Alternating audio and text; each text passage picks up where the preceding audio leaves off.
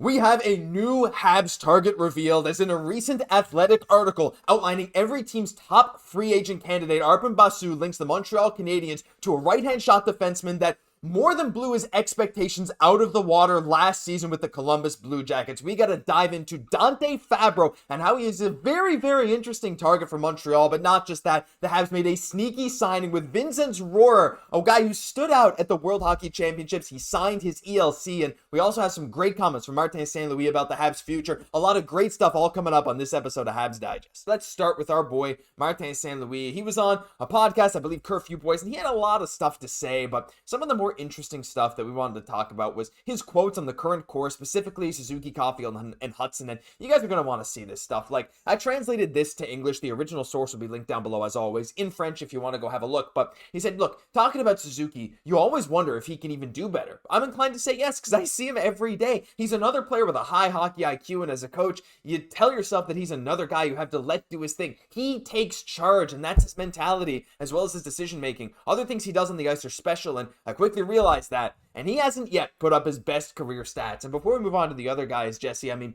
Marty had nothing but incredible praise for our young core and what they could do going forward. Basically just saying what we've all been thinking. This is just the beginning, and he's seeing that every single day. Yeah, he's absolutely right. Like, our prime players are just starting to get into, obviously, they're not even in their prime yet. So that's why the best is really yet to come. We see, obviously, like, Lane Hutson winning the Calder. Even this extends to Martin St. Louis as well. Him, being in the nominations for the Jack Adams. We got Nick Suzuki basically in the running for every hockey award under the sun right now. Like, all the right indicators are there. All that great foundational work is there. But then you just put in some of those final missing touches, like Ivan Demidov, and what that elite talent can really do for this team to really kind of take them over the top from there. Really excited to see how this pans out. And I like that we're setting the expectations starting to be a little bit higher now, knowing what this team can do. Yeah, absolutely. And like, we've seen what they can do, but it's about what they're going to do in the future as well. Look, he even said about Lane Hutson, like, I mean, he nothing but praise, saying like, look, he's not even surprised Hutson had the kind of year that he did, which is insane. But about Caufield as well, he talked about how Stamkos and Kucherov were always great shooters, but they really developed into better playmakers as their careers went on. He said he sees a similar path for Caufield. He'll never forget how to score, but he'll be a more complete hockey player. He's on the right track and remains very receptive. He also mentioned the 200-foot game. I mean, Jesse, all this, Martin St. Louis seems to be the perfect coach for this young team. And we were talking before the show, this is I don't know if it's a hot take, I genuinely think in the future, Martin St. Louis will get to that point where he is one of, if not the longest tenured coaches in the NHL. I know perceptions on coaches can flip-flop after a single game. We even saw that this year, but every sign so far has had the Habs overachieving with what they had. The players seem to love him. The development has been great. I don't know if that's a hot take, but again, everything he's saying, everything he's doing, all the stuff he's been teaching the players has led to the players praising him and great success. That's a hot take, but I like it. But, it can either go really good for Martin St. Louis or really bad. Yeah. And now let me explain why. Is with the team making the playoffs, even though we're still a younger team, the expectations are rising right away, especially if we get a really good 2C. We're going to know, okay, like, the rebuild, it's like not maybe officially over. It's, you still need guys like Rybach or coming their own, join the team. But basically, like, it's going to be hard to say, like, oh, we're just a young team or just making excuses. We had a really good 2C. We're going to say, like, this is a good roster. We should start competing. And Martin St. Louis is going to feel the pressure if we're adding a good C and the results aren't happening. So this can go very well, but obviously with all the great work that Kent Hughes has, and I believe it can, but it's just showing how those expectations, it's going to change really quickly from we're rebuilding, no pressure, everything's cool, to the temperature getting turned up, which is why I'm so happy that last year, Martin St. Louis prepared for this by having a little bit more intense practices sometimes. He knew that those expectations were going to rise, but he didn't wait for it. I think that was kind of important to do so that they're ready for when really that time comes. That time's coming sooner than later, and these guys are ready for it. They know the intensity, can't wait for the future. Leave your thoughts down below. I mean, maybe my take is hot. I'd love to hear your thoughts on all that stuff, because regardless, we're in a great spot. Very excited for us going forward. And speaking of the future, we finally got that sneaky signing we've been waiting for. It's always a great sneaky signing when we go get our boy Vincent Rohrer. Now they're is a caveat to this. The Habs did sign Vincent Rohrer to his 3-year entry-level contract. The guy played great at the World Championships for Austria, childhood friend of David Reinbacher, Marco Rossi as well. They all grew up around the same area, all around the same age. And he had such a great year over in Switzerland. 15 goals, 25 points in 52 games. I mean, no one close to his age was anywhere near his scoring output in that league. He was really, really, really good. Actually, I think there might have been one or two, but still, like, he was near the top at the very least. Solid in the playoffs, good at the World Juniors 2023. Great offensive player, great defensive player. There is a caveat though. The ZSC Lions tweeted this out, had to translate it via their Twitter, but look, he's making the leap. He's going to attend the camp with Habs at the end of September. We're probably going to see him in development camp this summer as well. But if he gets sent to the AHL, he will go back to Switzerland, and I think that's fine. I would love to see him in the AHL, Jesse. I know we were talking about this at the end of his season, but this guy, again, I think really his realistic NHL upside is probably a very solid bottom six player who can play the PK, that kind of thing, kind of a Jake Evans type style, but I really love the effort he gives every single game. He seems like a smart player, and honestly, I'm just very excited to see him hopefully this summer in development camp, this fall in training camp, to see what he can provide to us, because I really think he can be an asset, whether in Montreal or Laval, for the long-term future. Yeah, who knows if this could maybe follow a little bit of the Kaiden route. They're kind of going forward. And you have to feel good for a really hard-working, tenacious player for this team. Maybe the ceiling not quite as high as a Kaiden there, but again, you know, coming from the European side, coming over here, I feel like it's a game that can really kind of translate. Again, he had a great showing at the World Championship very recently, being one of the best players representing his nation internationally there. He had 6 points in 8 games.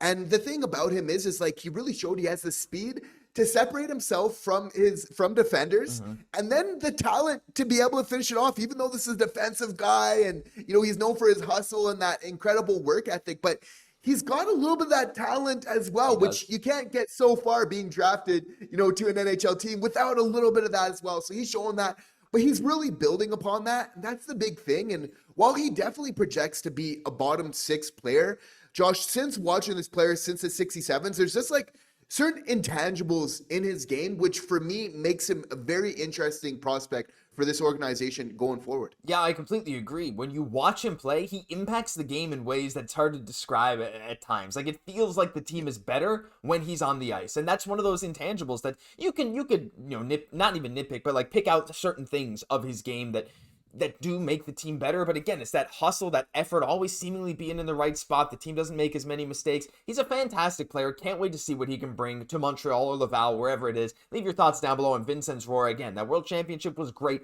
Can't wait to see him build upon that. That's the key thing. Young guy, too. But final thing here today, Jesse. Now, we're talking off-season, and we know 2C is a big need for the Montreal Canadiens. But another thing that the Habs have been talking about for a while is getting another talented right-hand shot defenseman. Now, whether that comes from Laval with a guy like Logan Mailloux or David Reinbacher, for sure, in the future, we're going to have these guys coming up. But in the short term especially, we just right now have one certain lock in Alexander Carrier on the team. And, you know, maybe they want to let Reinbacher and Mailloux marinate. Maybe they don't. Maybe one guy's going to come up and we want to move off of one of our left-hand shots.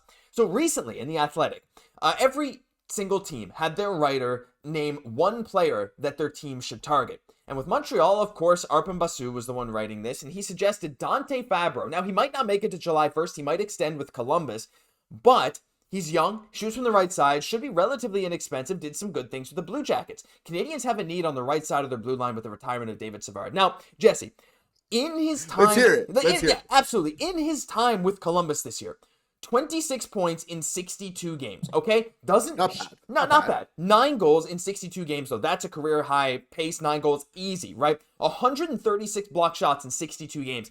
But he was paired with Zach Werenski for almost his whole time there, playing 21 and a half minutes a night. Zach Werenski nearly won the Norris this year. He was one of the best players in the NHL, in large part due to Dante Fabbro. You go look at what Blue Jackets fans are saying about this guy. They want him re-signed yesterday. He was such an impactful player for them that they don't want to let him go. They are desperate to keep him around. But we don't know. The open market might have some good bidders. And if we take a look, at his contract projection, which I do have right here from Scotiastat, they're predicting 3 or 4 years between $4.5 and $5 million.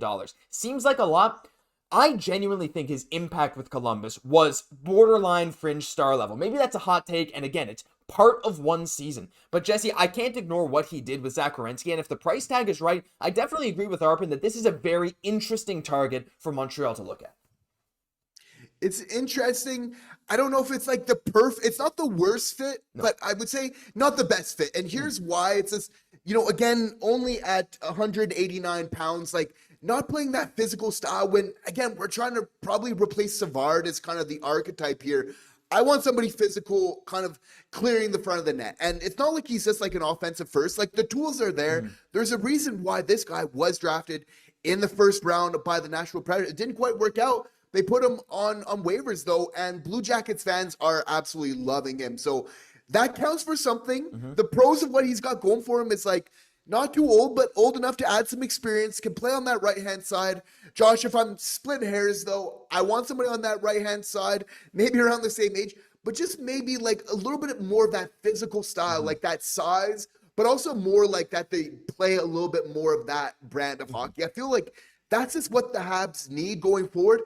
Maybe Dante Fabbro ends up having like a Carrier type effect, like when we did that trade and how that helped that team so much. I don't know if that's quite the player, but he's not super far off the mark, in my opinion. Yeah, and you know what? That's a very, very fair take. And to be honest, it's probably the right take. And I'm probably overselling another guy, but I like the profile. But again, like it's tough. Who do you move off of? Who do you put him in the lineup over? Is he better than a Jayden Struble? Probably at this point. Right. Do you play him with a Guhle, a guy who plays a semi-similar game to a guy like Werenski? I don't know, right? But again, like he lays some hits. He does have a season with 113, and he did bring some grit for Columbus. But you're right, that's not his bread and butter, right? He's just very, very solid, reliable. That's what a lot of the Blue Jackets fans are saying, like a Carrier effect. And I think he could bring it to the right player. The question is, though, is he that guy that you want to bring in to play top 4 right D minutes with Carrier? Are those really going to be your 2 top 4 guys for the long-term future? Maybe they end up transitioning to bottom 4 guys as Reinbacher maybe takes that big leap. I think that's where there is a bit of a disconnect. I tend to agree there, Jesse. Like, he's not the perfect fit. He's going to be 27 when he's a UFA. He's very young for a UFA, but again, I feel like at the price tag and for his role, it's not quite there. But, you seem to agree, though. You think a target like this, if maybe it comes up in trade, because free agency, there's not that many guys available. This guy probably is the best fit for defense, like Arpin said. Do you think if someone does come up with a similar profile, the Habs would be knocking at the door, maybe trying to get a trade done, if it's maybe Fabbro, but a little bit better, someone that's pretty clearly a top 4 talent? I think somebody like a Haig is okay. I think if the Habs are adding to their defensive core, which they should, I'm okay with it being on that bottom pairing. I'm happy with those top pairings, unless Matheson is maybe going the other way, which I wouldn't completely move off the table. But like Haig, even though he's not like a natural right-hand D, just the fact that he plays a little bit more of that physical style, I think is the profile we should be going for, clearing the front of the net. Xhekaj isn't going to clearly be like in the lineup every night for the Montreal Canadiens next year. So that means we need somebody on that D-core. Even though Struble's big, he's not that net clearing type of guy, right? He's not overly physical. We need somebody like that on the team. And for me, that's extremely important. There's a reason, like, we're watching the finals and you're seeing those scrums and that kind of that positioning in front of the net and that mind game. You see how Xhekaj likes to get in front of the net. Like, you got to be, if your team that's in that situation, Stanley Cup Finals, you need somebody to clear that player out of there, right? Like, you can't be allowing that type of disrespect to your team there. So I think just having those type of bulldogs in the lineup, like Savard, right? Like, very, again, speaking about intangibles, brings a lot to the game. But for me, having a little bit of that police on the ice, I think is just so important. Yeah, for sure. I tend to agree with that as well. It's like, hey, again, established kind of guy who brings exactly what you're saying, something the Habs do lack in a lot of ways. So let us know your thoughts down below. Is Fabbro a realistic target, or do you think someone like a Haig in terms of a trade would make more sense for Montreal, or maybe go big fish hunt and big game hunt and try and find a big time number 1 right D? Again, there's some guys out there. You never know who might be available, but that'll do it for this episode of Habs Digest. If you enjoyed, leave a like, comment, but most importantly, subscribe. Thank you guys for subscribing so much, showing up every single day. We really, really appreciate you. I'm Josh Gosse, my co-host, Jesse Poirier. We'll catch you in the next one.